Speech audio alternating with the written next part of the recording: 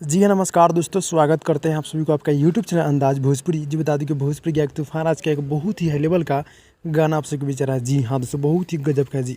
झालर वाला चोली जो कि गाने का बोल है। जी हाँ दोस्तों, झालर वाला चोली जो कि तूफ़ान आज इस सॉन्ग को गए हैं और गाना कल सुबह मातेश्वरी फ़िल्म यूट्यूब चैनल के माध्यम से गाना देखने को मिलेगा। जी हाँ दोस्तों, मातेश्वरी फ़िल्म्स यूट्यूब चैनल के माध्यम से, जो कि गाना पूरी तरह से बवाल है। जी हाँ दोस्तों, गीत को लिखे सोनू संगम जी और म्यूजिक है बड़े भैया जेपी तिवारी जी का। जी हाँ दोस्तों, गाना बहुत ही हाई लेवल का जो कि लोकगीत है 2023 का सबसे सुपरहिट ये गाना होने वाला है। झालर वाला चोली सैया गाने का बोल है। जी हाँ दोस्तों, जो कि वीडियो फिट में त्रिसागर मधु जी नज़र आने वाली है, ऐसा मालूम चला है। और वैसा मतलब टीजर भी आएगा बहुत ही जल्द, जिसका खुलासा किया जाएगा। जी हाँ दोस्तों, बहुत ही जल्द यानी कि गाना आएगा।